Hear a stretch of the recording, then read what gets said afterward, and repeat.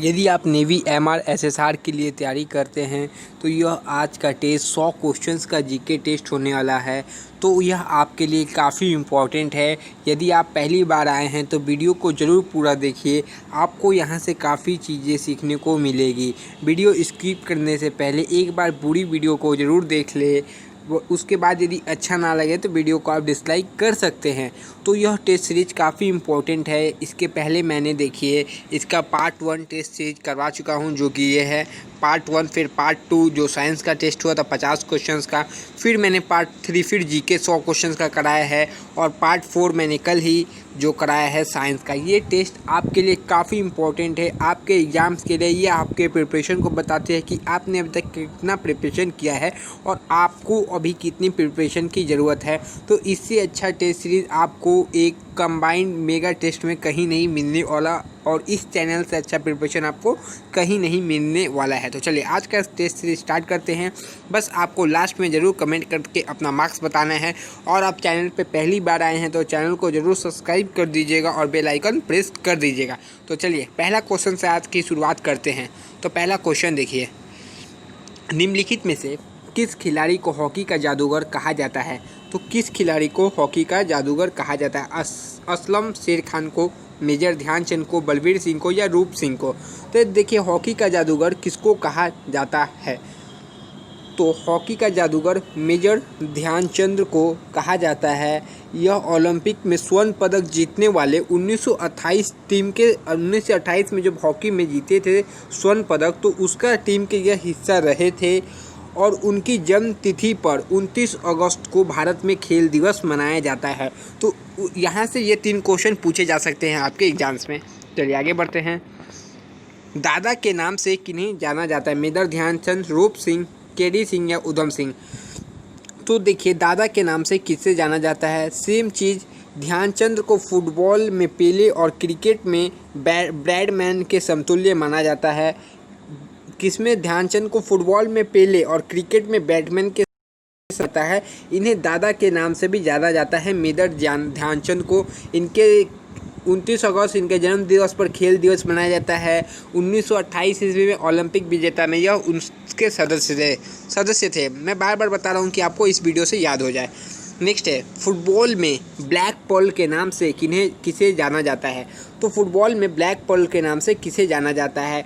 Diego Maradona, पेले, Lothar Matthews, या rude Gullit?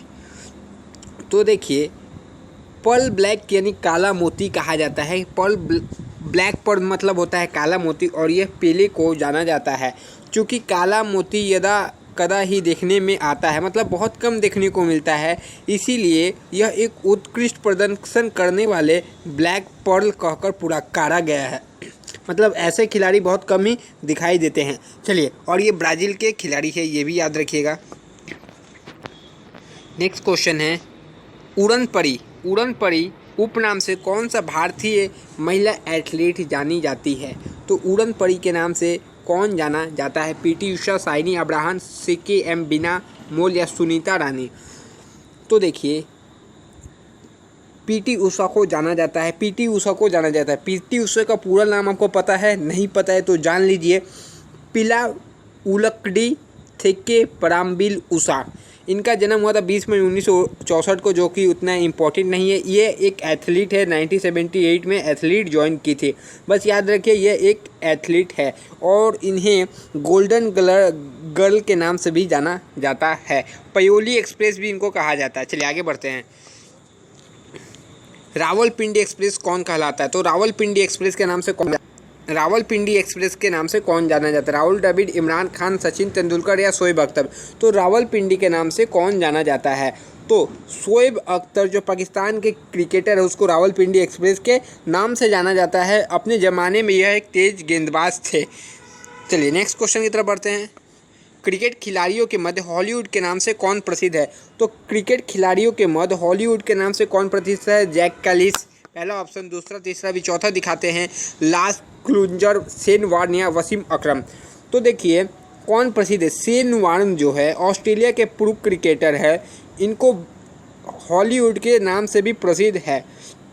1000 अंतर्राष्ट्रीय wicket भी ले चुके हैं और मुरलीधरन के यह बात दूसरे गेंदबाज हैं जिन्होंने 1000 विकेट्स लिए हैं। चलिए आगे बढ़ते हैं। ग्रेट डिलियर के नाम से कौन अंतर्राष्ट्रीय क्रिकेट का अंपायर जाना जाता है? ग्रेट डिलियर के नाम से। चलिए इस क्वेश्चन का सही जवाब क्या होना चाहिए? पहला ऑप्शन है Dickie Bird, David shepherd, Ian Robins, या दो ऑप्शन और दिखाया जा रहा है, एक ऑप्शन स्टीव बकनर। तो देखिए क्या क्वेश्चन था। क्वेश्चन था कि ग्रेट डिलियर के नाम से कौन अंतर्राष्ट्रीय क्रिकेटर का अंपायर जाना जाता है?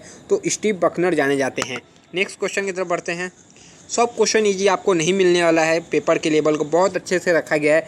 डांसिंग अंपायर के नाम से कौन जाना जाता है? तो ऑप्शन देखिए, बिली बाउंडन, डिकी बर्ड, पीटर विली, या फिर आपका स्टीव बकनर। तो डांसिंग अंपायर के नाम से विली बाउडन जाने जाते हैं। नेक्स्ट क्वेश्चन की तरफ बढ़ते हैं।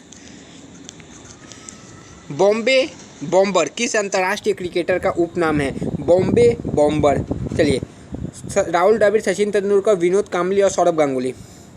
तो देखिए सौरभ बोल रहे हैं, सचिन तेंदुलकर को बॉम्बे बॉम्बर भारतीय क्रिकेटर सचिन तेंदुलकर को कहा जाता है। यह उपनाम उनको इसलिए दिया गया क्योंकि सचिन बॉम्बे में के रहने वाले हैं। उनके आक्रमण रन के अंदाज के कारण उनको बॉम्बे बॉम्बर के नाम से जाना जाता है। नेक्स्ट क्वेश्चन की तरफ बढ़ते हैं।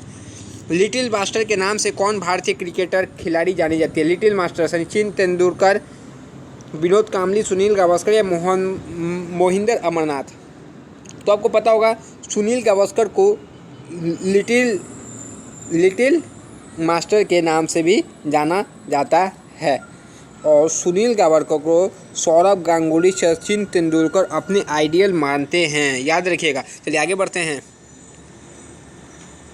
अंतर्राष्ट्रीय महिला उन्मूलन दिवस कब मनाया जाता है?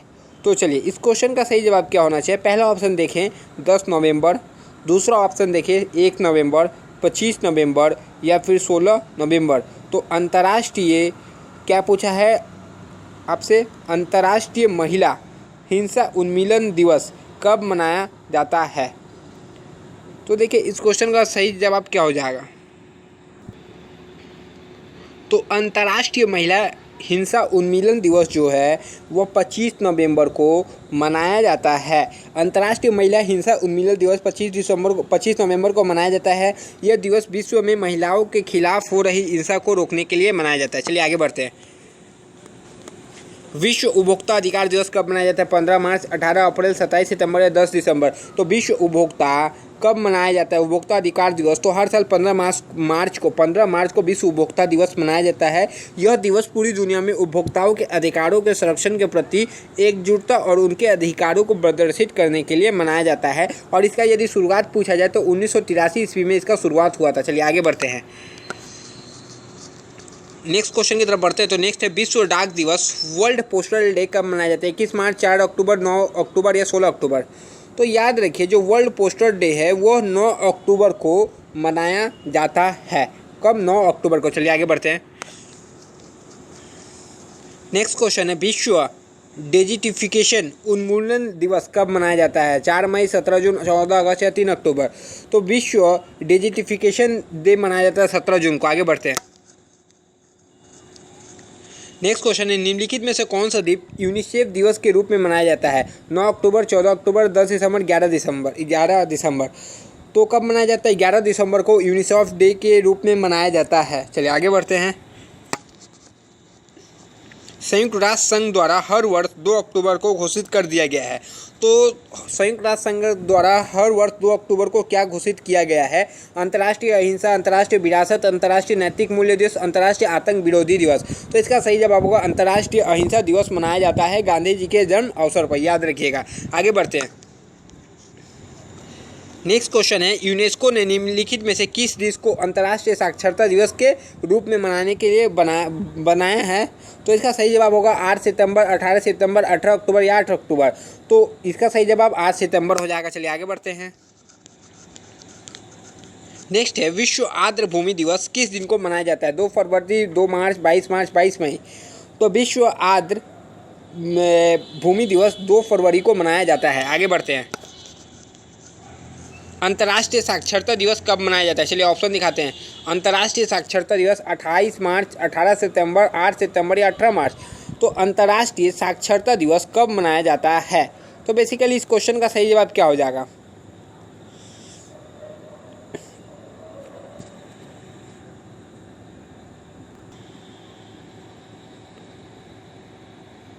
तो देखिए इस क्वेश्चन का क्या पूछा गया, इसे अंतर्राष्ट्रीय साक्षरता दिवस एक सेकेंड, क्वेश्चन को एक बार ज़रूर देखना चाहूँगा। हाँ, अंतर्राष्ट्रीय साक्षरता दिवस तो कौन सा है? तो आपको पता होना चाहिए अंतर्राष्ट्रीय जो साक्षरता दिवस है वो कब मनाया जाता है, तो वो 8 सितंबर को मनाया जाता है। नेक्स्ट क्वेश्चन की तरफ बढ़ते हैं। अच्छा, ये छूट गया था, विश्व ओजोन दिवस कब मनाया जाता है? तो ये आपको पता होगा। चलिए ऑप्शन देखते हैं। विश्व ओजोन दिवस 21 अप्रैल, 16 सितंबर, 25 सितंबर या 5 जून। तो याद रखिए विश्व ओजोन दिवस है तो वो हमेशा 16 सितंबर को मनाया जाता है। नेक्स्ट क्वेश्चन की तरफ बढ़ते हैं। निम्नलिखित में से कंप्यूटर का पितामह किसे कहा जाता है? तो अब जो क्वेश्चन है वो कुछ कंप्यूटर से क्वेश्चंस भी मैंने लिया है, आपके एग्जाम्स में आता है। हरमन होलरिथ, चार्ल्स बेबेज, यह दो ऑप्शन आप लोगों को और दिखाया जा रहा है, यह बिल्स पास्कल या जोसेफ जैक्यूअर्ड। तो याद रखिए कंप्यूटर का पितामह किसे कहा जाता है? तो चार्ल्स बेबेज को कंप्यूटर का पितामह कहा जाता है। चलिए आगे बढ़ते हैं, नेक्स्ट क्वेश्चन की तरफ बढ़ते हैं। कंप्यूटर के विकास में सर्वाधिक योगदान किसका है? हरमन होलरिथ, चार्ल्स बेबेज, विल्स पास्कल या वॉन न्यूमैन। तो देखिए इस क्वेश्चन का जो सही जवाब हो जाएगा, योगदान जो सबसे ज़्यादा पूछा जाए आपसे तो एक महान साइंटिस्ट थे वॉन न्यूमैन, इनका सबसे ज़्यादा योगदान था। आधुनिक कंप्यूटर के विकास में इनका योगदान जो है सबसे ज़्यादा है। आगे बढ़ते हैं। किसने पहला यांत्रिक कंप्यूटर बनाया जो भविष्य के कंप्यूटर के लिए प्रतिकृति सिद्ध हुआ? आर्किमिडीज, जॉन हैरिसन, की मून या चार्ल्स बेबेज ने? तो इसका सही जवाब अब हो जाएगा चार्ल्स बेबेज ने। क्या? Charles Babbage. चलिए नेक्स्ट क्वेश्चन की तरफ बढ़ते हैं। सर्वप्रथम आधुनिक कंप्यूटर की खोज कब हुई? तो सर्वप्रथम आधुनिक जो कंप्यूटर है उसकी खोज कब हुई थी? 46 में, 50 में, 60 में या 65 में? तो याद रखिए सर्वप्रथम जो खोज हुई थी 1946 ईस्वी में हुई थी। कंप्यूटर की प्रथम पीढ़ी की शुरुआत भी इसी से हुई, 1946 ईस्वी से। इंकट और मचूली के एनियक नामक कंप्यूटर का निर्माण किया था। कंप्यूटर का नाम याद रखिए, एनियक। चलिए आगे बढ़ते हैं। तो नेक्स्ट क्वेश्चन देख सकते हैं आप, कंप्यूटर की भौतिक बनावट कहलाती है सॉफ्टवेयर, हार्डवेयर, फर्मवेयर या ह्यूमनवेयर? तो याद रखिए कंप्यूटर की जो भौतिक बनावट है उसे हार्डवेयर कहते हैं। वह कंप्यूटर का जिन्हें हम देख सकते हैं या छू सकते हैं उन्हें हार्डवेयर कहते हैं। यह एक भौतिक भाग होते हैं जिससे मिलकर कंप्यूटर का शरीर बना होता है। आगे बढ़ते हैं। कंप्यूटर के संचालन में प्रयुक्त प्रोग्राम, नियम तथा कंप्यूटर क्रियाओं से संबंधित अन्य लिखित सामग्री को क्या कहते हैं? पहला ऑप्शन है सॉफ्टवेयर, दूसरा ऑप्शन है हार्डवेयर, नेटवर्क या फर्मवेयर। तो कंप्यूटर के संचालन में प्रयुक्त प्रोग्राम, नियम तथा कंप्यूटर क्रियाओं से संबंधित लिखित सामग्री को सॉफ्टवेयर कहते हैं। चलिए नेक्स्ट क्वेश्चन की तरफ हम बढ़ रहे हैं। कंप्यूटर का नियंत्रक भाग कहलाता है। कंप्यूटर का नियंत्रक भाग प्रिंटर, कुंजी पटल, सीपीयू या हार्ड डिस्क? तो याद रखिए कंप्यूटर का नियंत्रण भाग सीपीयू कहलाता है। चलिए सीपीयू का याद रखिएगा, सीपीयू जो नियंत्रण भाग है इसका फुल फॉर्म भी याद रखिए, सेंट्रल प्रोसेसिंग यूनिट। इसे प्रोसेसर भी कहते हैं। यह इलेक्ट्रॉनिक माइक्रोचिप है जो डेटा को इंफॉर्मेशन में बदलने हेतु प्रोसेस करता है। और कंप्यूटर का ब्रेन भी इसी को कहा जाता है, सीपीयू को। ये क्वेश्चन इंपॉर्टेंट है इसलिए मैं बता रहा हूँ। वो हार्डवेयर डिवाइस जिसे आमतौर पर कंप्यूटर का ब्रेन कहा जाता है। चलिए ये क्वेश्चन का आंसर तो आप 100% राइट देंगे। वो हार्डवेयर डिवाइस जो कंप्यूटर का brain, RAM chip, data input, CPU या एएलयू। तो याद रखिए हार्डवेयर का कंप्यूटर का ब्रेन सीपीयू है। एएलयू पूछा जाए तो एएलयू का काम है अरिथमेटिक लॉजिकल यूनिट। यह प्लस माइनस डिवाइड इनटू के काम को करता है एएलयू। चलिए नेक्स्ट क्वेश्चन की तरफ बढ़ते हैं। कंप्यूटर का सबसे महत्वपूर्ण भाग क्या है? CPU, keyboard, disk, printer? तो याद रखिए जो कंप्यूटर का सबसे महत्वपूर्ण भाग है, जिसे कंप्यूटर का ब्रेन भी कहा जाता है, वो क्या है? CPU यानी सेंट्रल प्रोसेसिंग यूनिट है। चलिए नेक्स्ट क्वेश्चन की तरफ बढ़ते हैं। तो आपका आखिरी आज का नेक्स्ट कंप्यूटर का क्वेश्चन है, कंप्यूटर हार्डवेयर जो आंकड़ों की बहुत अधिक मात्रा में भंडार में रख सकता है, मतलब आंकड़ों जो उसके पास डेटा है बहुत मात्रा में रख सकता है, उसका नाम है, पहला नाम है देखिए डिस्क है, ये थोड़ा ऊपर नीचे हो गया है, दूसरा चिप, चुंबकीय टेप या इनमें से कोई नहीं। तो हार्डवेयर को अधिक मात्रा में स्टोर करता है चिप इसका सही जवाब हो जाएगा। चलिए नेक्स्ट क्वेश्चन की तरफ बढ़ते हैं। अब देखिए आपका थोड़ा नृत्य से क्वेश्चन है। तो निम्न में से कौन सा जो नृत्य है एक उत्तर भारत का नृत्य है? तो पहला ऑप्शन कथक है, दूसरा ऑप्शन आप देख सकते हैं मणिपुरी, तीसरा ऑप्शन आप लोगों के सामने है वो है ओडिशा, या चौथा ऑप्शन है कथकली। तो याद रखिए कथक जो है, कथक यह एक उत्तर भारत का नृत्य है। कथक राजस्थान और उत्तर भारत की नृत्य शैली है, यह बहुत प्राचीन शैली है क्योंकि महाभारत में भी कथक का वर्णन है। चलिए आगे बढ़ते हैं, क्योंकि कृष्ण भगवान भी नृत्य करते थे। आगे बढ़ते हैं नेक्स्ट क्वेश्चन की तरफ। और बिरजू महाराज जो थे कथक के सबसे बड़ा व्याख्याता थे रहे हैं, याद रखिएगा बिरजू महाराज। कुचिपुड़ी किस राज्य की नृत्य शैली है? केरल, आंध्र प्रदेश, तमिलनाडु, कर्नाटक। तो याद रखिए कुचिपुड़ी जो है वो कहाँ के है? वह आंध्र प्रदेश का है। कहाँ का? आंध्र प्रदेश का एक नृत्य है और दक्षिण भारत में यह मशहूर है। आगे बढ़ते हैं। मोहिनीअट्टम नृत्य रूप का विकास निम्नलिखित में से किस राज्य में हुआ है? मोहिनीअट्टम नृत्य रूप का विकास निम्नलिखित में से किस राज्य में हुआ है? ओडिशा, कर्नाटक, तमिलनाडु, केरल। तो देखिए इस क्वेश्चन का सही जवाब आपको भी पता होगा। मोहिनीअट्टम भारत के केरल राज्य के 2 शास्त्रीय नृत्यों में से एक है। कौन सा? मोहिनीअट्टम। कहाँ का? केरल का। केरल की एक अन्य शास्त्रीय नृत्य क्या है वो मैं आपको बताता चाह रहा हूँ, वो क्या है? कथकली एक और नृत्य है। मोहिनीअट्टम जो है रूप हिंदुओं के देव भगवान विष्णु ने धारण किया था, इसीलिए ताकि बुरी ताकतों के ऊपर अच्छी ताकतों की जीत हो सके। कुछ बातें आपको बताना अच्छा लगता है इसलिए मैं बता देता हूँ। केरल में सर्वाधिक प्रचलित शास्त्रीय नृत्य है कुचिपुड़ी, कथकली, मोहिनीअट्टम, भरतनाट्यम। तो केरल में जो सर्वाधिक प्रचलित नृत्य आपको भी पता होगा वो कथकली है। कथकली मालाबार, कोचीन, त्रानेश्वर के आसपास प्रचलित नृत्य शैली है। केरल की सुप्रसिद्ध शास्त्रीय नृत्य रंग कला है। कथकली 17वीं शताब्दी के राजा ने जिसका रमटम का आविष्कार किया था। चलिए उतना जानने का जरूरत नहीं है, याद रखिए केरल में है। चलिए भारत नाट्यम नृत्य शैली का संबंध किस राज्य से है? केरल, आंध्र प्रदेश, तमिलनाडु या कर्नाटक। तो याद रखिए भरतनाट्यम नृत्य शैली का संबंध तमिलनाडु राज्य से है और कुछ इसमें जानने को आपको ज़रूरत नहीं है। चलिए आगे बढ़ते हैं। कथक कहाँ की नृत्य शैली है? मणिपुर, उड़ीसा, केरल, उत्तरी भारत। तो इस क्वेश्चन का सही जवाब क्या होना चाहिए? कथक एक उत्तरी भारत का नृत्य शैली है। इसके व्याख्या जो प्रमुख थे वो कौन थे? बिरजू महाराज। देखिए अब इसको आपको सुमेलित करना है। कौन सुमेलित है मतलब कौन सही है? चलिए भरतनाट्यम आंध्र प्रदेश, कुचिपुड़ी मध्य प्रदेश, कथकली केरल या कथक तमिलनाडु। मतलब कौन सही है? बाकी सब एक इसमें सही है, बाकी सब इसमें गलत है। तो कौन सा सही है? याद रखिए इसमें पूछा है सही कौन सा है, बाकी सब इसमें गलत है, एक ही सही है।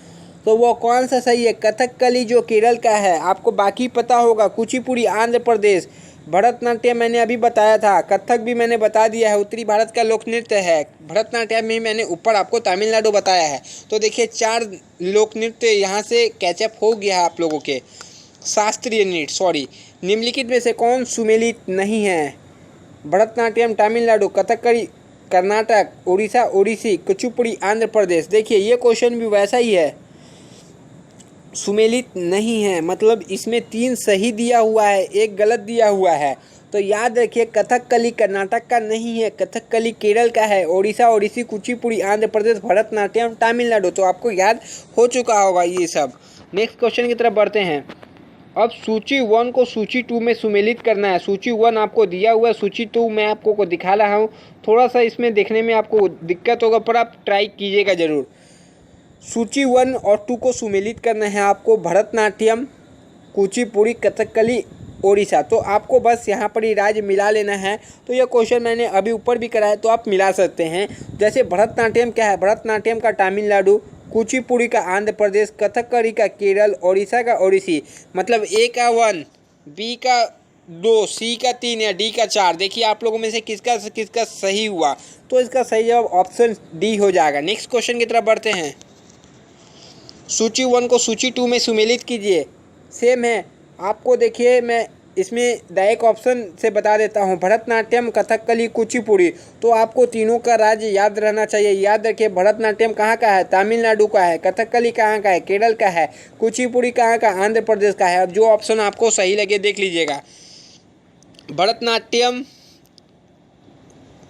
भरतनाट्यम देखिए तमिलनाडु ऑप्शन, यहाँ पर ही 5 ऑप्शन देने के लिए कंफ्यूज किया है बट मैंने बता दिया। भरतनाट्यम पूछा है, कुचिपुड़ी पूछा है तो कुचिपुड़ी आंध्र प्रदेश होगा पर यहाँ सीमांध्र दिया है, बात एक ही है। तो और एक क्या था, एक कथकली था तो कथकली आपका केरल। देखिए 5। तो इसमें सुमेलित करने का आपको ज़रूरत नहीं है, आपको आंसर मैंने बता दिया है। चलिए आगे बढ़ते हैं। क्वेश्चन बड़ा था इसलिए मैंने सुमेलित करने में समय वेस्ट नहीं किया है। भारत का सबसे ऊंचा नदी बांध कौन सा है? मैंने कब कितने बार एक बार ये इसको बताया है आपको लिख के। आपने टेलीग्राम ग्रुप में ये सब मैंने अच्छे से बता दिया था कि कन्फ्यूजन ना हो। तो याद रखिए भारत का सबसे ऊंचा बांध कौन सा है? पहला ऑप्शन हीराकुंड, दूसरा ऑप्शन भाखड़ा नांगल बांध, तीसरा ऑप्शन सरदार सरोवर बांध या चौथा ऑप्शन टिहरी बांध। तो याद रखिए जो भारत का सबसे ऊंचा बांध है वो कौन सा बांध है? वह टिहरी बांध है। टिहरी बांध जो है भारत का सबसे ऊंचा प्राथमिक बांध है जो उत्तराखंड राज्य में है स्थित है। याद रखिएगा उत्तराखंड में स्थित है। चलिए नेक्स्ट क्वेश्चन की तरफ बढ़ते हैं। भारत का सबसे लंबा बांध कौन सा है? भाखड़ा नागल, नागार्जुन सागर, हीराकुंड बांध, कोसी नदी, कोसी बांध। तो सबसे लंबा बांध हीराकुंड बांध है। 1957 ईस्वी में यह बांध को बनाया गया था और ये अभी उड़ीसा राज्य में स्थित है। नेक्स्ट क्वेश्चन की तरफ बढ़ते हैं। नेक्स्ट क्वेश्चन देखिए, टिहरी बांध निम्नलिखित में से किन 2 नदियों के संगम पर स्थित है? तो चलिए ये सही क्वेश्चन है, बताइए अब आप। गंगा, यमुना, भागीरथी, अलकनंदा, भागीरथी, भीलगाना, अलकनंदा व मंदाकिनी। तो यह भागीरथी और भीलगाना के उद्गम पर स्थित है। नेक्स्ट क्वेश्चन की तरफ बढ़ते हैं। सलाल बांध निम्नलिखित नदियों में से किस नदी पर बनाया गया है? सलाल बांध को किस नदी पर बनाया गया है? चलिए नेक्स्ट क्वेश्चन है। पहला ऑप्शन कृष्णा, महानदी, चेनाब या सतलज। तो चेनाब नदी पे बनाया गया सलाल बांध को। नेक्स्ट क्वेश्चन की तरफ बढ़ते हैं।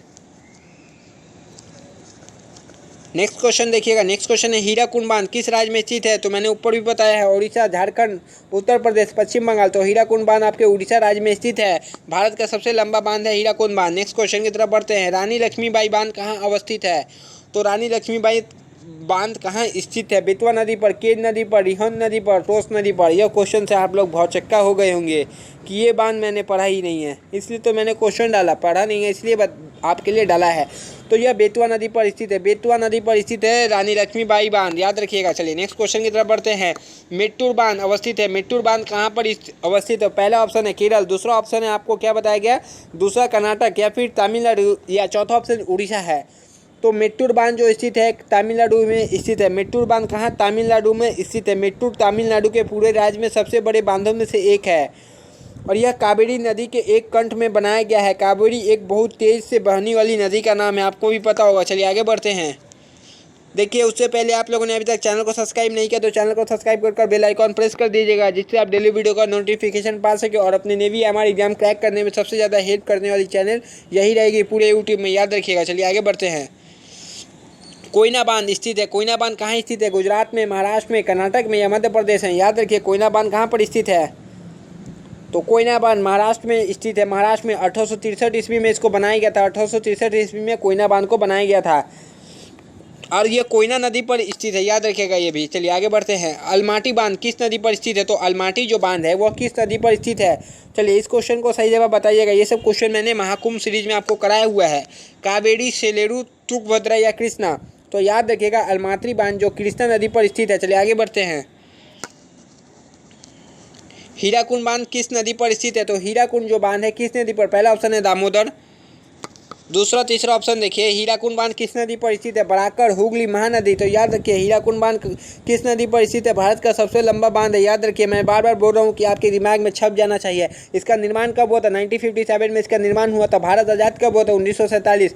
तो 1947 में 10 जोड़ दीजिए, 1957 याद आ गया तो ठीक भी याद हो गया याद रखने का। तो महानदी पर बना हुआ है हीराकुंड बांध। चलिए आगे बढ़ते हैं। हीराकुंड भारत की सबसे लंबी बांध है। सबसे ऊंची बांध कौन सा है? टिहरी बांध है। चलिए, भारत की सबसे बड़ी मीठे जल की झील निम्नलिखित में से कौन सी है? सबसे बड़ी मीठे जल की झील आपसे पूछा हुआ है। पहला ऑप्शन है चिल्का, दूसरा उलर, तीसरा लोकटक या चौथा झील आप लोग क्या कर सकते हो? ऑप्शन लोनार झील।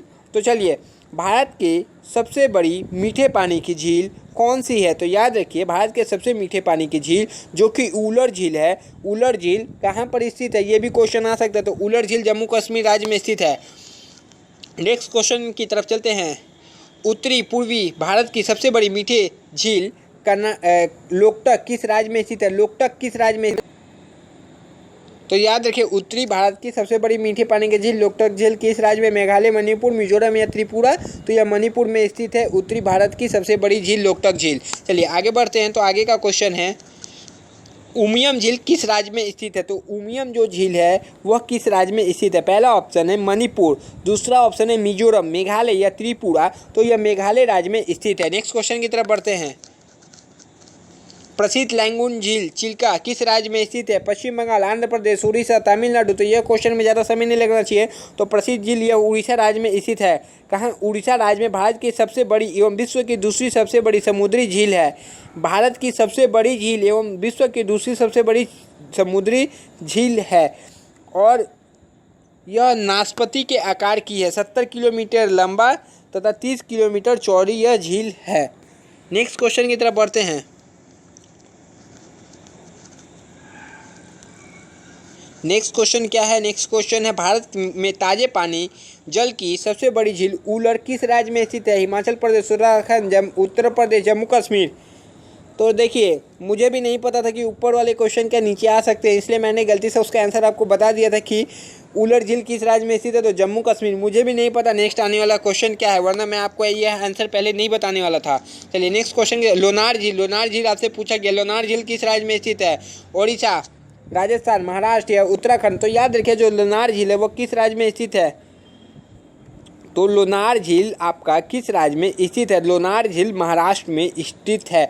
इसका निर्माण कैसे हुआ ये आपको पता है? इसका निर्माण पृथ्वी से उल्का पिंड के पृथ्वी से टकराने से इसका निर्माण हुआ है। ये इम्पोर्टेंट था इसलिए बता दिया। और यह महाराष्ट्र में भी कहाँ स्थित है? बुल्ढाना जिले में स्थित है और यह खारे पानी की झील है। चलिए आगे बढ़ते हैं। विश्व प्रसिद्ध खारे जल की झील सांभर किस राज्य में स्थित है? सांभर झील किस राज्य में स्थित है? गुजरात, राजस्थान, महाराष्ट्र या आंध्र प्रदेश। तो याद रखिए, खारे पानी की जो झील है सांभर किस राज्य में स्थित है? तो भारत के राजस्थान में जयपुर में यह राजस्थान में स्थित है और यह खारे पानी की झील है। यह झील समुद्र तट से 1200 मीटर और 90 वर्ग किलोमीटर है। यह 3 नदियाँ आकर इसमें गिरती है। ये सब आपको जानने का ज़रूरत नहीं है, ज़्यादा डीप में ज़रूरत नहीं है। चलिए आगे बढ़ते हैं। वेबनाथ झील किस राज्य में स्थित है? ओडिशा, आंध्र प्रदेश, केरल या पश्चिम बंगाल। तो याद रखिए, वेबनाथ झील जो कि केरल में स्थित है। नेक्स्ट क्वेश्चन की तरफ बढ़ते हैं। नेक्स्ट है, कोलेरू झील किस राज्य में स्थित है? केरल, आंध्र प्रदेश, तमिलनाडु, ओडिशा। तो याद रखिए, जो कोलेरू झील है वो कहाँ स्थित है? तो कोलेरू झील आंध्र प्रदेश राज्य में स्थित है। चलिए नेक्स्ट क्वेश्चन की तरफ बढ़ते हैं। जवाहर सागर, राणा प्रताप सागर तथा गांधी सागर जलाशय किस नदी पर निर्मित है? नर्मदा, चंबल, कोसी, घाघरा। तो इसका सही जवाब क्या हो जाएगा? तो यह सारी झील चंबल नदी पर स्थित है, चंबल नदी पर। नेक्स्ट क्वेश्चन की तरफ बढ़ते हैं आगे। चलिए अब जलप्रपात से कुछ क्वेश्चन है। भारत में सबसे ऊंचा जलप्रपात कौन सा है? तो पहला ऑप्शन सिमसा जलप्रपात, दूसरा ऑप्शन होनेकल जलप्रपात या कोटा, क्या एक नाम है यहाँ, कोटास्लम जलप्रपात या फिर आपका जोग जलप्रपात। तो याद रखिए, सबसे ऊंचा जलप्रपात जो है वो क्या है? जोग जलप्रपात और यह शरावती नदी पर है। चलिए नेक्स्ट क्वेश्चन की तरफ बढ़ते हैं। विश्व विख्यात जोग या गोरसोप्पा जलप्रपात किस राज्य में स्थित है? तो पहला ऑप्शन आप देख सकते हैं कर्नाटक, दूसरा ऑप्शन महाराष्ट्र, तीसरा ऑप्शन आंध्र प्रदेश, चौथा ऑप्शन आप केरल कर लीजिए। तो देखिए इसका जो सही जवाब होगा विश्वविख्यात जोग या गोरसोप्पा कर्नाटक राज्य में स्थित है। नेक्स्ट क्वेश्चन की तरफ चलते हैं, काफ़ी इंपॉर्टेंट क्वेश्चन है। जोग जलप्रपात किस नदी पर स्थित है? मुझे पता नहीं था वरना मैं आपको इसका आंसर नहीं बताता। शरावती, कावेरी, नर्मदा, चंबल। तो जोग जलप्रपात शरावती नदी पर स्थित है। मैंने ऊपर ही जैसे बताया, मुझे नहीं पता नेक्स्ट क्वेश्चन क्या आने वाला है, इसलिए मैं नहीं तो वरना आंसर आपको नहीं बताने वाला था। जोग या गोरसोप्पा जलप्रपात का नया नाम क्या है? तो इसका जो नया नाम है वो क्या है? सरदार पटेल जलप्रपात, महात्मा गांधी जलप्रपात या फिर जवाहरलाल नेहरू जलप्रपात। तो इसका सही जवाब क्या होना चाहिए? सरदार पटेल जलप्रपात या फिर कौन सा होगा इसका? तो देखिए इसका जो सही जवाब हो जाएगा वो क्या होगा? जोग या गोरसोप्पा जलप्रपात का नया नाम महात्मा गांधी जलप्रपात है। नेक्स्ट क्वेश्चन की तरफ बढ़ते हैं। धुआंधार जलप्रपात किस नदी पर स्थित है? धुआंधार जलप्रपात नर्मदा, तापी, इंद्रावती या चंबल। तो देखिए ऐसा क्वेश्चन आता है, जलप्रपात जो धुआंधार है किस नदी पर स्थित है? तो इसका सही जवाब हो जाएगा नर्मदा नदी पर स्थित है। नेक्स्ट क्वेश्चन की तरफ चलते हैं। कपिल धारा जलप्रपात किस नदी पर स्थित है? तापी, शरावती, नर्मदा, इंद्रावती। तो कपिल जो जलप्रपात है वो किस नदी पर स्थित है? तो यह नर्मदा नदी पर स्थित है। नेक्स्ट क्वेश्चन की तरफ बढ़ते हैं। तो ये चैनल अभी तक सब्सक्राइब नहीं किया तो चैनल को सब्सक्राइब कर दीजिएगा। वीडियो अच्छा लग रहा हो तो लाइक भी ज़रूर कर दीजिएगा, इतना ज़रूर कीजिएगा आप लोग। नेक्स्ट है हुंड्रू जलप्रपात किस नदी पर है? स्वर्णरेखा नदी, कावेरी नदी, इंद्रावती नदी, नर्मदा नदी पर। तो चलिए हुंड्रू जलप्रपात किस नदी पर है? तो हुंड्रू जलप्रपात किस नदी पे है आप लोगों का? इसका सही जो जवाब हो जाएगा वह स्वर्णरेखा नदी पर है हुंड्रू जलप्रपात। नेक्स्ट क्वेश्चन की तरफ चलते हैं। शिव समुद्रम जलप्रपात किस नदी पर स्थित है? तो शिव समुद्रम जो जलप्रपात है वह किस नदी पर स्थित है? नर्मदा नदी या फिर नर्मदा जलप्रपात। शिव समुद्रम जो जलप्रपात है किस नदी पर स्थित है? नर्मदा, कृष्णा, कावेरी या फिर गोदावरी। तो इसका सही जवाब हो जाएगा, तो यह किस नदी पर है? यह कावेरी नदी पर स्थित है। नेक्स्ट क्वेश्चन की तरफ बढ़ते हैं। गोकक जलप्रपात किस नदी पर स्थित है? कावेरी, ताप्ती, शरावती, गोकक। तो इसका सही जवाब गोकक हो जाएगा। नेक्स्ट क्वेश्चन की तरफ बढ़ते हैं। भारत के किस जलप्रपात को लोकप्रिय रूप से नियाग्रा जलप्रपात के तौर पर जाना जाता है? तो ऑप्शन देखिए, वर्का कान्हा प्रपात, चित्रकूट प्रपात या फिर आपका रजत प्रपात या फिर आपका कवेटी प्रपात। तो इसका सही जवाब होगा चित्रकूट प्रपात। चलिए नेक्स्ट क्वेश्चन की तरफ बढ़ते हैं। भारत के प्रथम बहुउद्देशीय नदी घाटी परियोजना का निर्माण किस नदी पर किया गया है? पहला ऑप्शन देखिए आप लोगों का है, पहला ऑप्शन है गोदावरी, दूसरा ऑप्शन है कावेरी, तीसरा ऑप्शन दामोदर या चौथा ऑप्शन कोयना। तो चार ऑप्शन मैंने बताया आपको, गोदावरी, कावेरी, दामोदर या कोयना। तो इस क्वेश्चन का सही जवाब हो जाएगा पहला जो बहुउद्देशीय नदी घाटी परियोजना थी वह दामोदर नदी पर बनी थी। दामोदर नदी पर बनी थी जो कि पश्चिम बंगाल पे है। कावेरी नहीं, दामोदर इसका आंसर होगा। और दामोदर पश्चिम बंगाल तथा झारखंड में बहने वाली एक नदी है जिस पर महत्वाकांक्षी पनबिजली परियोजना दामोदर घाटी परियोजना चलाई जाती है, जिसका नियंत्रण डीवीसी करती है। नेक्स्ट क्वेश्चन की तरफ बढ़ते हैं। देखिए दामोदर यहाँ ऑप्शन था। भारत की सबसे बड़ी बहुउद्देशीय नदी घाटी परियोजना कौन सी है? सबसे बड़ी पूछा है। दामोदर, भाखड़ा नागल, हीराकुंड परियोजना या चंबल। तो ये इसका सही जवाब हो जाएगा भाखड़ा नागल परियोजना। पंजाब में सतलज नदी पर स्थित भारत की सबसे बड़ी बहुउद्देशीय नदी घाटी परियोजना है। यह राजस्थान, पंजाब और हरियाणा की संयुक्त परियोजना है। चलिए नेक्स्ट क्वेश्चन की तरफ बढ़ते हैं। समय कम है, जल्दी जल्दी कराना है। परामीबुकल अलियार परियोजना निम्नलिखित में से किस राज्यों की सम्मिलित परियोजना है? तो यह क्वेश्चन आप लोगों को हार्ड लगता होगा, तो हार्ड क्वेश्चन है भी। आंध्र प्रदेश, तमिलनाडु, केरल, आंध्र प्रदेश, कर्नाटक, आंध्र प्रदेश। इसका सही जवाब केरल एवं तमिलनाडु हो जाएगा। नेक्स्ट क्वेश्चन की तरफ बढ़ते हैं। मचकुंड परियोजना किन दो राज्यों की सम्मिलित परियोजना है? पश्चिम बंगाल, ओडिशा, पश्चिम बंगाल, बिहार, ओडिशा, आंध्र प्रदेश, कर्नाटक एवं आंध्र प्रदेश। तो याद रखिएगा ये पश्चिम बंगाल, ओडिशा एवं आंध्र प्रदेश के बीच की परियोजना है। नेक्स्ट क्वेश्चन की तरफ बढ़ते हैं। म्यूराक्षी परियोजना भारत में कौन से राज्य लाभान्वित हो रहे हैं? म्यूराक्षी जो परियोजना है, तो याद रखिएगा बिहार, उत्तर प्रदेश, पश्चिम बंगाल, असम, पश्चिम बंगाल, झारखंड एवं मध्य प्रदेश। तो म्यूराक्षी जो परियोजना है पश्चिम बंगाल एवं झारखंड के मध्य है। इसके राज्य इन्हीं को लाभ मिलते हैं। आंध्र प्रदेश एवं ओडिशा की सम्मिलित परियोजना है मचकुंड, म्यूराक्षी, नागा अर्जुन सांगिया, पोचमपाद। तो इसका सही जवाब है आंध्र प्रदेश एवं उड़ीसा की संपूर्ण जो है मतलब सम्मिलित परियोजना है मचकुंड। नेक्स्ट क्वेश्चन की तरफ बढ़ते हैं। उकाई परियोजना स्थित है। उकाई परियोजना किस नदी पर है? मध्य प्रदेश में तापी नदी, गुजरात में तापी नदी, या फिर गुजरात में साबरमती नदी, या फिर मध्य प्रदेश में नर्मदा नदी। तो गुजरात में तापी नदी पर उकाई परियोजना स्थित है। नेक्स्ट क्वेश्चन की तरफ बढ़ते हैं। कौन सी बहुउद्देशीय नदी घाटी परियोजना का निर्माण टेनेसी नदी घाटी परियोजना के आधार पर किया गया है? तो इसका सही जवाब क्या हो जाएगा? पहला ऑप्शन है दामोदर घाटी परियोजना, नेक्स्ट है भाखड़ा नागल परियोजना, हीराकुंड परियोजना, या फिर नर्मदा सागर परियोजना। तो इसका सही जवाब ऑप्शन ए यानी दामोदर घाटी परियोजना हो जाएगा। नेक्स्ट क्वेश्चन की तरफ बढ़ते हैं। पेरियार जल विद्युत परियोजना किन राज्य में है? तो पेरियार जल विद्युत परियोजना कर्नाटक, केरल, तमिलनाडु। चौथा ऑप्शन आंध्र प्रदेश है। तो सही जवाब आराम से दीजिए। तो पेरियार जल विद्युत परियोजना केरल राज्य में स्थित है। नेक्स्ट क्वेश्चन की तरफ बढ़ते हैं।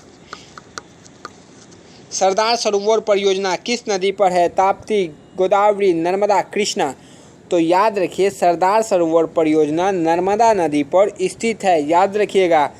और यहीं पर ही सरदार सरोवर दुनिया का सबसे बड़ा बांध है नर्मदा नदी पर। और यहाँ पर ही कुछ बनाया गया है, आई थिंक हाल में स्टैचू ऑफ यूनिटी यहीं पर कहीं बनाया गया है, नर्मदा नदी के आसपास बनाया गया है ना। चलिए नेक्स्ट क्वेश्चन की तरफ बढ़ते हैं। राष्ट्रीय वन नीति के अनुसार पर्यावरण की दृष्टि के देश में कम से कम कितने प्रतिशत क्षेत्रों पर वन आवरण आवश्यक है? तो इस क्वेश्चन का सही जवाब, लेवल क्वेश्चन का हाई हो गया, बहुत इजी क्वेश्चन मैंने कराया। अब आप लोगों को थोड़ा हार्ड भी क्वेश्चन कराना चाहिए। तो याद रखिए इसका जो सही क्या होगा, 33% पर वनों का आवरण आवश्यक है। नेक्स्ट क्वेश्चन की तरफ चलते हैं। केंद्र सरकार द्वारा नई वन नीति की घोषणा किस वर्ष की गई? 1970, 81, 88, 91। तो इसका जो सही जवाब हो जाएगा 1988 ईस्वी में की गई थी। नेक्स्ट क्वेश्चन की तरफ चलते हैं। भारतीय वन सर्वेक्षण विभाग का मुख्यालय स्थित है नई दिल्ली, देहरादून, नागपुर, भोपाल। तो यह क्वेश्चन तो शायद याद होगा आप लोगों को, तो यह देहरादून में स्थित है। नेक्स्ट क्वेश्चन की तरफ बढ़ते हैं। भारत में वन अनुसंधान संस्थान कहाँ पर स्थित है? चलिए नेक्स्ट क्वेश्चन का ऑप्शन दिखाते हैं। वन अनुसंधान केंद्र दिल्ली, भोपाल, देहरादून, लखनऊ। तो यह स्थित है देहरादून में स्थित है। नेक्स्ट क्वेश्चन की तरफ चलते हैं। राष्ट्रीय पर्यावरण शोध संस्थान कहाँ स्थित है? भोपाल, नागपुर, देहरादून, या फिर एक और ऑप्शन आप लोगों को क्या बताया जाए, जोधपुर है। चलिए तो राष्ट्रीय पर्यावरण शोध संस्थान NEERI स्थित है नागपुर में। चलिए नेक्स्ट क्वेश्चन की तरफ चलते हैं। भारत में वृक्षारोपण उत्सव जिसे वन महोत्सव के नाम से जाना जाता है, इसके जन्मदाता कौन है? महात्मा गांधी, विनोबा भावे, KS मुंशी, जवाहरलाल नेहरू। तो इसके जन्मदाता है KM मुंशी। नेक्स्ट क्वेश्चन की तरफ बढ़ते हैं। भारत में वनों की ताज़ा स्थिति के संबंध में रिपोर्ट कौन जारी करता है? वन अनुसंधान संस्थान देहरादून, भारतीय वन सर्वेक्षण विभाग देहरादून, राष्ट्रीय पर्यावरण शोध संस्थान नागपुर, केंद्रीय शुष्क भूमि अनुसंधान संस्थान जोधपुर। तो देखिए यह काम है भारतीय वन सर्वेक्षण विभाग देहरादून। ऑप्शन बी सही जवाब हो जाएगा। नेक्स्ट क्वेश्चन की तरफ बढ़ते हैं। देहरादून स्थित forest of survey of India द्वारा कितने वर्षों के अंतराल पर वन संबंधी रिपोर्ट जारी किया जाता है? 2 वर्ष, 3 वर्ष, 5 वर्ष, 6 वर्ष। तो 2 वर्ष के अंतराल पर जारी किया जाता है। नेक्स्ट क्वेश्चन की तरफ चलते हैं। वन रोपण प्रक्रिया है वन साफ करने की और पेड़ लगाने की और पेड़ काटने की, वन संसाधनों को एकत्र करने की। तो यह आपको पता होगा, यह जो प्रक्रिया है यह पेड़ लगाने की प्रक्रिया है, वन रोपण प्रक्रिया। नेक्स्ट क्वेश्चन की तरफ बढ़ते हैं। भारत में कुल वन एवं वृक्ष आच्छादित क्षेत्र कितने हैं? ये किसी को याद नहीं होगा। तो ये है करीब इतना है, 8,07,000 कुछ है, देख लीजिएगा। ऑप्शन डी इसका सही जवाब है। नेक्स्ट क्वेश्चन, भारत की उत्तरी सीमा पर स्थित पर्वत है। तो ये शायद आप लोगों का लास्ट टॉपिक है जो कि पर्वत से ऊपर है। तो पहला ऑप्शन देख लीजिए आप, अरावली, हिमालय, नीलगिरी या मैकाल। तो उत्तरी सीमा पर स्थित जो पर्वत है वह हिमालय पर्वत है, याद रखिएगा। नेक्स्ट क्वेश्चन की तरफ बढ़ते हैं। मैं कुछ डिटेल्स में बताता पर टाइम बहुत ज़्यादा हो चुका है। हिमालय पर्वत का एक प्रमुख प्रकार है, हिमालय पर्वत जो एक प्रमुख प्रकार है किसका? ज्वालामुखी पर्वत का, वलित पर्वत का। 2 ऑप्शन दिखाया जा रहा है आपको, ब्लॉक पर्वत का या अवशिष्ट पर्वत का। तो याद रखिए हिमालय जो है वलित पर्वत का एक प्रकार है। नेक्स्ट क्वेश्चन की तरफ बढ़ते हैं। भारत में सबसे ऊंची पर्वत चोटी कौन सी है? गार्डविन, ऑस्टिन, कामेट, नादा कोटा या नंदा देवी। तो याद रखिए भारत की सबसे ऊंची जो चोटी है उसका नाम, ऊंची पर्वत चोटी है वो गार्डविन ऑस्टिन है। इसकी ऊंचाई कितनी है आप ज़रूर कमेंट करके ये बता दें। नेक्स्ट क्वेश्चन की तरफ बढ़ेंगे। भारत में हिमालय की सर्वोच्च पर्वत चोटी है नंदा देवी, नंगा पर्वत, कंचनजंगा, धौलागिरी। तो देखिए इस क्वेश्चन का सही जवाब क्या है? भारत में हिमालय की सर्वोच्च चोटी कौन सी है? सर्वोच्च पर्वत चोटी तो वह कंचनजंगा है, याद रखिए, कंफ्यूज ना होइएगा ये सब क्वेश्चन में। नेक्स्ट क्वेश्चन देखिए, भारत की कौन सी पर्वत श्रेणी नवीनतम है? सह्याद्री, अरावली, हिमालय, सतपुड़ा। तो याद रखिए नवीनतम आपसे पूछा है तो यह कौन सा है? हिमालय जो है एक नवीनतम पर्वत श्रेणी है। नेक्स्ट क्वेश्चन की तरफ चलते हैं। नेक्स्ट क्वेश्चन है, निम्नलिखित में से कौन भारत का सर्वोच्च पर्वत शिखर है? एवरेस्ट, नंगा पर्वत, नंदा देवी, कंचनजंगा। तो सर्वोच्च पर्वत शिखर कौन सा है?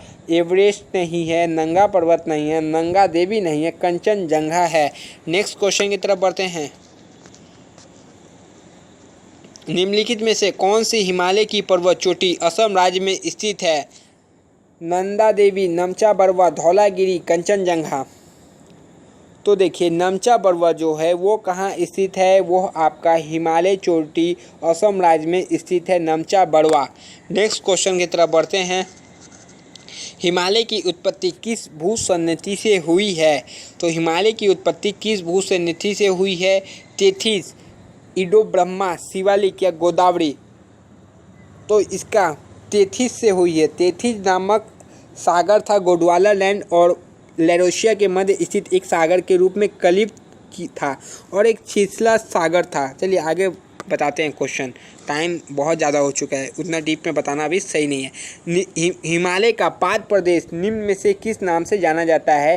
ट्रांस हिमालय, महान हिमालय। और 2 ऑप्शन आप लोगों को दिखाया जा रहा है, पीर पंजाल या शिवालिक। तो देखिए इस क्वेश्चन का सही जवाब क्या हो जाएगा? तो हिमालय का पाद प्रदेश फुट हिल रीजन जो जाना जाता है वो शिवालिक के नाम से जाना जाता है। नेक्स्ट क्वेश्चन की तरफ चलते हैं। नंदा देवी स्थित है, तो नंदा देवी कहाँ स्थित है? हिमाचल प्रदेश, उत्तराखंड, नेपाल, सिक्किम में। तो नंदा देवी कहाँ स्थित है? नंदा देवी आपको पता होगा, नंदा देवी पर्वत भारत की दूसरी एवं विश्व की 23वीं सर्वोच्च चोटी है। इसमें ऊंची व देश के सर्वोच्च चोटी कंचनजंगा है। नंदा देवी जो है हिमालय पर्वत श्रृंखला में भारत के उत्तरांचल राज्य में पूर्व में गौरी गंगा तथा पश्चिम में ऋषि गंगा घाटियों के बीच स्थित है और नंदा देवी उत्तराखंड राज्य में स्थित है। नेक्स्ट क्वेश्चन की तरफ बढ़ते हैं। तो आपका यहीं पर ही टेस्ट यानी 100 क्वेश्चंस का टेस्ट यहाँ पर ही ख़त्म हो चुका है। आप अपना मार्क्स कमेंट में ज़रूर बताएं। यदि थोड़ा भी कुछ दिक्कत हुआ हो तो आप एक बार रिवाइज़ करके टेस्ट ज़रूर दे दीजिएगा। आपको पता चला होगा टेस्ट कितना अच्छा है। टेस्ट अच्छा लगा हो तो 1-2 शेयर तो आप कर ही सकते हैं। इतने आप मेरे लिए ज़रूर कर सकते हैं, शेयर ज़रूर कीजिए। और एक क्वेश्चन मैं आपसे पूछता हूँ, उसका जवाब कमेंट बॉक्स में ज़रूर दीजिएगा। वो क्वेश्चन क्या है? बिहू जो है, बिहू एक त्यौहार है, आपको पता होगा, असम का बिहू त्यौहार है। एक साल में कितनी बार मनाया जाता है? बिहू त्यौहार एक साल में कितनी बार मनाया जाता है? तो उसका आंसर ज़रूर दीजिएगा इस क्वेश्चन का, और इस वीडियो को लाइक करते हुए जाइएगा। हो सकता है आपका फर्स्ट टाइम में मार्क्स उतना ना आए, तो सेकेंड टाइम ज़रूर इसको एक बार रिवाइज कर लीजिएगा। उससे क्या होगा, आपको इस 100 क्वेश्चंस में कमांड होना ज़रूरी है। यहाँ से एक भी क्वेश्चन यदि आता है तो आपका 1 मार्क्स फिक्स है। और कोई भी यूट्यूब चैनल ने भी MRSSR के लिए आपको इतना प्रैक्टिस नहीं करवाती है। वो लोग बस एग्ज़ाम टाइम में जल्दी जल्दी वीडियोस देते हैं, तो उनसे कुछ नहीं होता। मैं आपके साथ करीब 2 महीने से ज़्यादा के समय के साथ हूँ।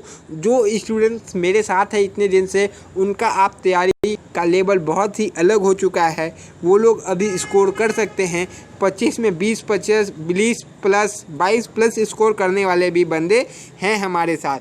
तो वो आपको भी करना है, तो आप ज़रूर ऐसे जो करा रहे हैं उसको करिए। साइंस के लिए ज़रूर जो मैंने कॉन्सेप्ट क्लास कराया है करते रहिए। तब तक के लिए जय हिंद फ्रेंड्स, नेक्स्ट वीडियो में आपसे मिलेंगे। टेस्ट कैसा लगा, स्कोर ज़रूर कमेंट करके बताना है आपको। टेस्ट यदि आप लोगों ने दिया है तो। जय हिंद।